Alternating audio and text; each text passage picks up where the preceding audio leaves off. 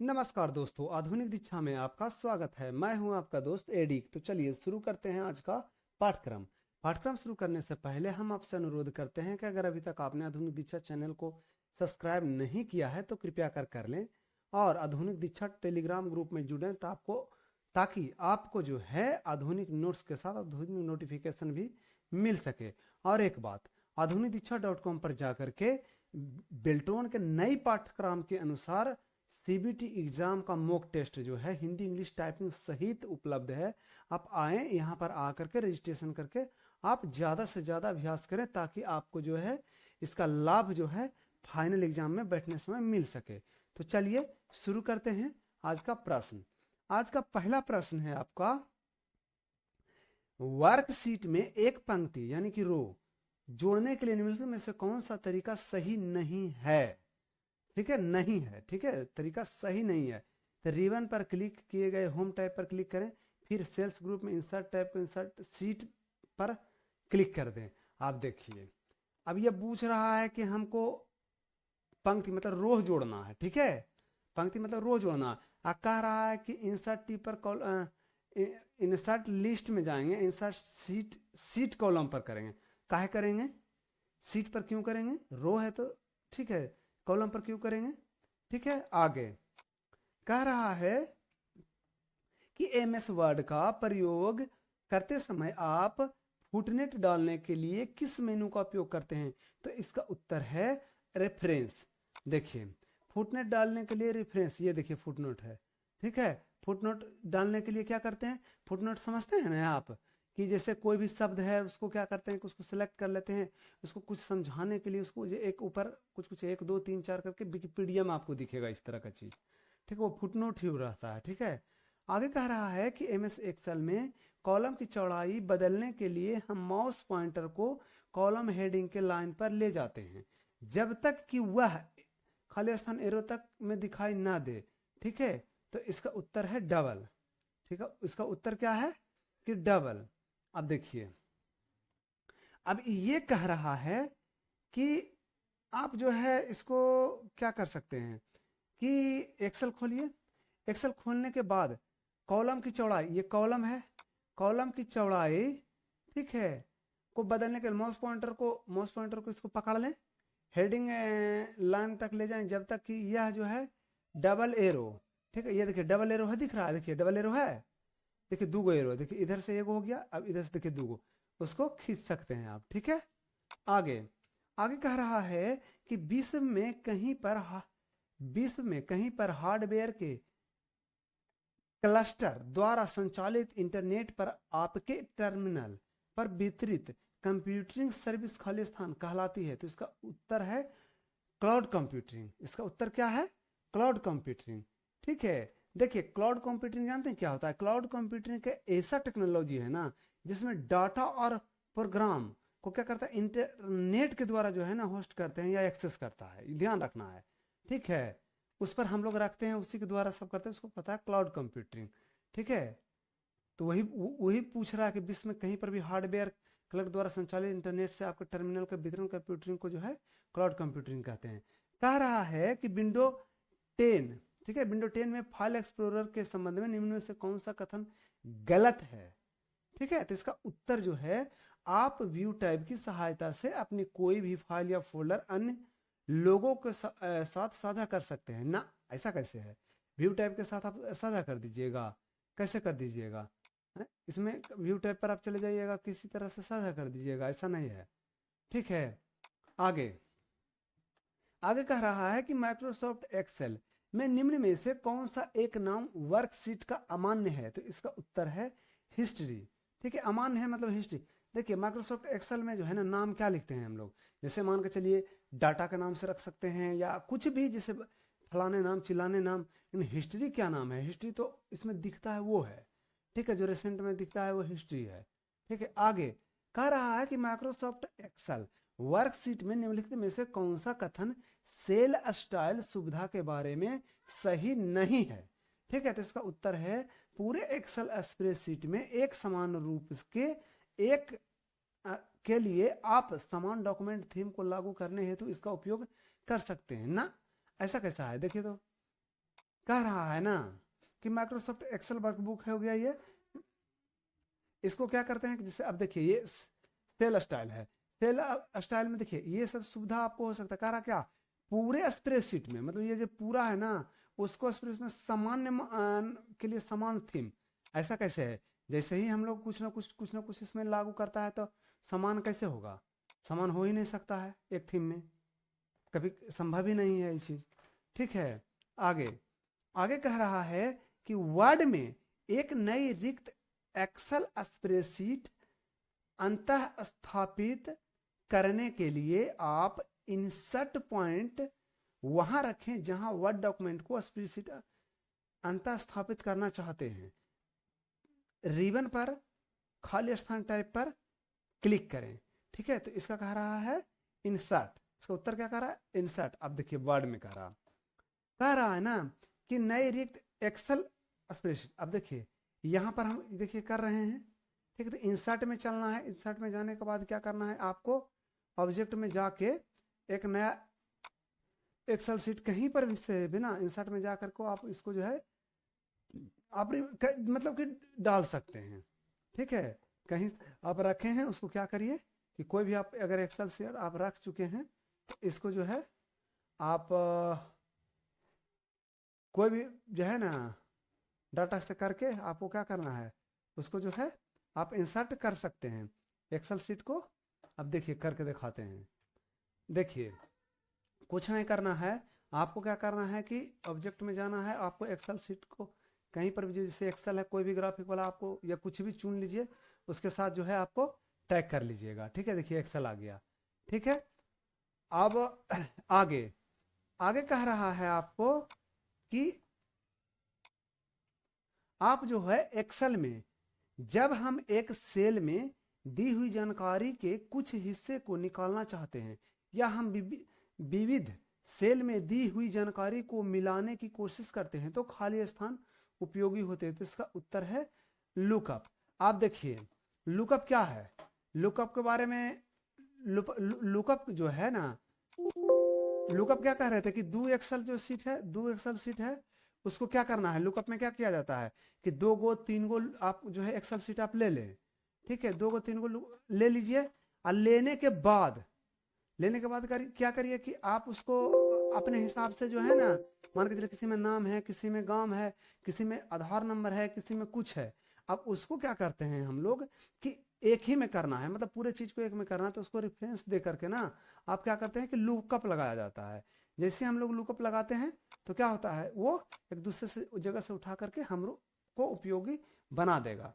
आगे कह रहा है कि विंडो 10 वाले लैपटॉप में प्रिंटर इंस्टॉल सेट करने के संबंध में निम्न में से कौन सा कथन गलत है। तो इसका उत्तर है आप एक क्लाउड प्रिंटिंग सेटअप कर सकते हैं। ठीक है, तो ये गलत है।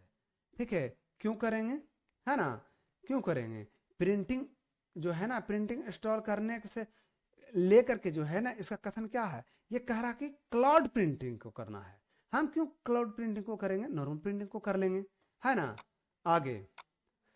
आगे कह रहा है कि एमएस पावर पॉइंट में अगली स्लाइड पर जाने के लिए कीबोर्ड से खाली स्थान एरो प्रेस करते हैं। ठीक है, अगली स्लाइड पर मतलब डाउन, मतलब कि नीचे जाने के लिए। ठीक है, अब जैसे देखिए, अब मान के चलिए यहां पर है, हम डाउन बटन जैसे टिपेंगे वो ये चलते रहेगा, अप करेंगे ऊपर चलते रहेगा। ठीक है, आगे कह रहा है कि एक्सेल में प्रोटेक्ट शीट का विकल्प निम्न में से किस मेनू हेडिंग में उपलब्ध होता है। तो इसका उत्तर है रिव्यू। अब देखिए कह रहा प्रोटेक्ट शीट का, तो देखिए यहां पर है प्रोटेक्ट शीट, है ना, ये रिव्यू टैब में होता है, चेंज ग्रुप में। आगे कह रहा है कि एक एक्सेल स्प्रेडशीट में आपने 5 अलग अलग कॉलम में डेटा दर्ज की है, पर यह पता चलने पर कि आप तीसरे कॉलम में दी हुई सारी जानकारी नहीं पढ़ पा रहे हैं। केवल इस कॉलम के आकार को अपने आप बढ़ाने के लिए आपको क्या करना चाहिए। तो इसका उत्तर है तीसरे कॉलम को चुनें और फॉर्मेट कॉलम के विकल्प का उपयोग करें। अब देखिए कह रहा ना कि मान के चलिए कि 3 गो कॉलम आप बनाए हैं। ठीक है, 3 गो कॉलम है आपके पास, क्या है, 3 गो कॉलम है या 5 गो कॉलम है, छोड़ दीजिए, 5 कॉलम कह रहा है ना, 5 कॉलम ही ले लेते हैं। 5 कॉलम है, आपको बाद में पता चला कि इसमें जो लिख रहे हैं आप पढ़ ही नहीं पा रहे हैं, मतलब इसको बढ़ाने की आवश्यकता है। तो इसके लिए आपको क्या करना है कि तीसरे कॉलम को सिर्फ सेलेक्ट कर लेना है फॉर्मेट में जा करके, और इसके हिसाब से रो हाइट को क्या करना है, बढ़ा लेना है, तो वो आपका सेट हो जाएगा। आगे कह रहा है कि आपने रो 7 और 8 को चयनित किया है और फिर आप इंसर्ट रो को चुनते हैं, तो इससे क्या होगा, तो इससे होगा ये कि रो के 6 के बाद 2, ठीक है, रो जुड़ जाएंगे।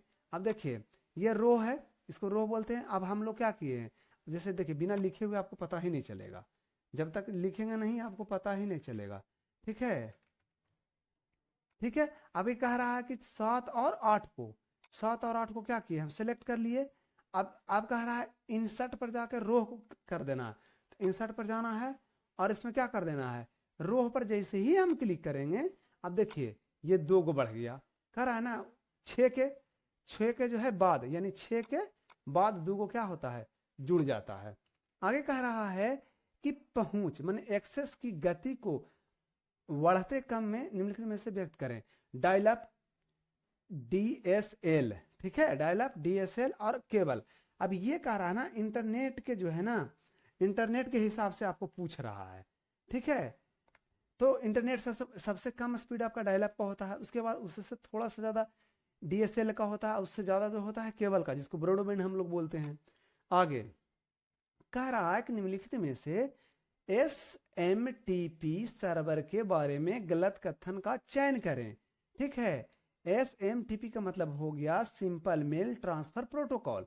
यह प्राप्तकर्ता ईमेल कंटेंट एड्रेस की जांच करता है, एकदम नहीं करता है, एकदम नहीं करता है। क्यों करेगा भाई, ये जो है ना क्या करता है कि आपका कहीं पर भी मेल रखा हुआ है तो एक जगह से दूसरी जगह, दूसरी जगह से तीसरी जगह वो भेजने और डाउनलोड करने के लिए रहता है, ठीक है, SMTP, ठीक है, सिंपल मेल ट्रांसफर प्रोटोकॉल। आगे कह रहा है कि MS वर्ड डॉक्यूमेंट में लाइन स्पेसिंग, खाली स्थान, ठीक है, का उपयोग करके बदली जा सकती है, तो इसका उत्तर है पैराग्राफ स्पेसिंग से। अब देखिए MS वर्ड का बात किया है, तो सबसे पहले हम लोग क्या कर रहे हैं कि MS वर्ड को क्या कर रहे हैं कि खोल ले रहे हैं। अब MS वर्ड को खोलने के बाद कह रहा है कि इसमें क्या कर रहा है, लाइन स्पेसिंग, ठीक है। अब जैसे लाइन स्पेसिंग जैसी करेंगे, ठीक है। अब लाइन स्पेसिंग बढ़ाने के लिए क्या करना है, यहाँ पर पैराग्राफ ग्रुप में जाएं और जितना बढ़ाना है बढ़ा ले, ठीक है, पैराग्राफ में जाकर बढ़ा लेना है। आगे कह रहा है which of the following is not a input device, कह रहा है ना कि इनपुट डिवाइस नहीं है, तो ये मॉनिटर जो है आउटपुट है, इनपुट तो आपका कीबोर्ड हो गया, माउस हो गया, माइक हो गया, ये सब चीज है, ठीक है। आगे कह रहा है कि कोई यह कैसे उल्लेख कर सकता है कि जब वर्कशीट प्रोटेक्ट हो तो वर्कशीट को उपयोगकर्ता फॉर्मेटिंग को बदल कर उसे लागू कर सकता है, ठीक है। तो इसके लिए कह रहा है फॉर्मेट में जाना है, सेल में जाना है, प्रोटेक्ट को अनचिन करना, मतलब कि अनप्रोटेक्ट कर देना है, ठीक है, मतलब उसको पासवर्ड हटा देना। तो ठीक है भाई, सही बात है कि जब हम यहाँ चलेंगे तो चलने के बाद क्या करेंगे ना कि हम कह रहा है कि फॉर्मेट में चलेंगे, कह रहा है क्या कि फॉर्मेटिंग को उल्लेख करता है, तो जब वर्कशीट को प्रोटेक्ट कर देते हैं तो फॉर्मेटिंग, पहले फॉर्मेटिंग में चलेंगे, फिर सेल में चलेंगे, प्रोटेक्शन में चलेंगे और अनचिन कर देंगे, ठीक है। क्या करेंगे, अनचिन कर देंगे, ठीक है, ठीक ना। तो चलिए चलते हैं फॉर्मेट में। देखिए होम में चलेंगे, होम के बाद फॉर्मेट सेल में चलेंगे, फॉर्मेट में चलेंगे, फॉर्मेट सेल में जा करके अगर आप लगाए हुए रहेंगे तो यहाँ जो है ना अनचिन करने का ऑप्शन आ जाएगा। अगर नहीं लगता तो चलिए एक बार लगा के देख लेते हैं, हो सकता है कि कुछ दिख जाए, है ना। अब देखते हैं, फॉर्मेट में चलेंगे, फॉर्मेट में जो देखिए आया है ना, आया ना। अब कुछ नहीं करना है आपको, डाल के फिर पासवर्ड डाल के जो है इनको आप आगे एडिट कर सकते हैं। आगे कह रहा है कि एक मर्ज डॉक्यूमेंट बनाने के लिए मार्जिंग एक मुख्य डॉक्यूमेंट को डेटा सोर्स के साथ सम्मिलित करता है। मर्ज करने से पहले मेलिंग टाइप पर खाली स्थान ग्रुप आपको लेटर्स देखने की अनुमति देता है जब आप सुनिश्चित हो कि मुख्य डॉक्यूमेंट और डेटा सोर्स सही है, ठीक है, तब मर्ज पूरा करें कमांड का उपयोग कर सकते हैं। तो इसका उत्तर है पूर्वावलोकन परिणाम, यानी कि प्रीव्यू रिजल्ट। अब देखिए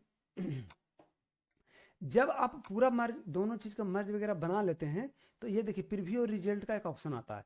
जब आप उसको देख लेते हैं, लगता है कि आपको नहीं भाई सब कुछ ठीक है, तब जाकर ना आप मर्ज डॉक्यूमेंट पर करेंगे और फिर आपके काम लायक हो गया, ठीक है।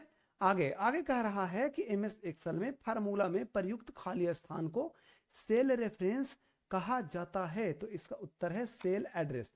ये जो है ना, इसको सेल एड्रेस भी कहा जाता है और सेल जो है रेफरेंस भी कहा जाता है, क्योंकि इसी के आधार पर तो सब चीज होता है। जैसे E8 है, आपका D9 है, ठीक है। आगे आगे कह रहा है कि यदि MS वर्ड में चयन किए गए टेक्स्ट को कॉपी करना हो, ठीक है, तो किस बटन का पर क्लिक किया जाना चाहिए? तो इसका उत्तर है कॉपी। अब देखिए, ये चयनित है, चयनित को अगर आपको कॉपी करना, इसको जो है ना आपको कॉपी करना है, तो इसके लिए क्या करना, ये कॉपी बटन पर क्लिक कर देना, और आपको जहां पर भी जाके आप करिएगा तो इसको पेस्ट भी कर सकते हैं, ठीक है। आगे आगे कह रहा है कि बड़ी संख्या में रो और कॉलम वाले डेटा वाले वर्कशीट में जब आप वर्कशीट के दूसरे हिस्से को स्क्रॉल करते हैं, तब आप वर्कशीट की पहली रो में दिए हुए कॉलम को हेडिंग को दृश्यमान रखने के लिए निम्नलिखित में चरण के लिए जाते हैं। तो इसका उत्तर है व्यू, फ्रीज पेन और फ्रीज फर्स्ट रो, ठीक है। अब देखिए, अब ये कह रहा ना कि कभी कभी क्या करते होंगे ना, जैसे देखिए बहुत सा चीज जब आप बनाते होंगे तो बहुत सा चीज बनते बनते बनते बनते आप ऊपर चले जाते हैं, और उसका हेडिंग क्या होता है कि ऊपर चल जाता है। अब पता नहीं चलता है कि अब इसमें नाम लिखना था कि फादर्स नेम लिखना था कि डेट ऑफ बर्थ लिखना था। तो उसके लिए जो है ना फ्रीज पेन का इस्तेमाल किया जाता है। उससे क्या होता है कि आपका हेडिंग जो है ना क्या होता है, वो आपको ऊपर दिखते रहेगा, बाकी आपका जो है सेल रो जो है ऊपर होते चलेगा। तो इसके लिए क्या करना है कि आपको सिलेक्ट करना होता है, व्यू में चलना होता है, और उसके लिए फिर क्या फ्रीज पेन में चलना है, ठीक है। फ्रीज पेन में चलने के बाद देखिए बहुत सा आपको ऑप्शन मिलेगा। देखिए सिर्फ टॉप वाला के कर दीजिएगा, या फर्स्ट को जो भी आपको करना है फर्स्ट कॉलम को कर दे। अब देखिए ये ऊपर का, देखिए ऊपर का जो हेडिंग है आपको उसी तरह से रहेगा, ठीक है। उसी तरह से जो आपको कुछ भी आप कर सकते हैं, टॉप वाला को भी आप करके दिखा सकते हैं। देखिए ऊपर का वो रहेगा। अगर आपको लग रहा है कि मतलब और भी करना चाहिए तो और भी उसमें फंक्शन रहता है, आप कर सकते हैं। आगे कह रहा है कि साउंड, आइकन, फॉन्ट, कलर एवं स्क्रीन सेवर के संग्रह को जो है ना खाली स्थान के नाम से जानते हैं थीम। भाई सबको ही पता है कि जो है ये देखिए सिस्टम से है, ठीक है। ये सब जो प्रश्न है ना जो सिस्टम से, देखिए आप वीडियो शुरू से देखें तब आपको बहुत सी चीज समझ में आएगा, ठीक है। हर जगह आपको एक्सेल, वर्ड, पावर पॉइंट नहीं मिलेगा। हम सिस्टम में बता चुके हैं कि कितना लगभग प्रश्न जो है कहाँ कहाँ से पूछा जाता है। ये थीम, तो थीम जो है ना अब सब चीज में होता है, ऐसा नहीं है। अब जैसे मान के चलिए कि इसमें देखिए, इसमें भी आपका थीम होता है, इसमें भी आपका जो है ना थीम होता है। आप जैसे डिजाइन में जाएंगे देखिए थीम होता है, तो इसमें बहुत सी चीज आपको देखने के लिए मिलेगा, ठीक है।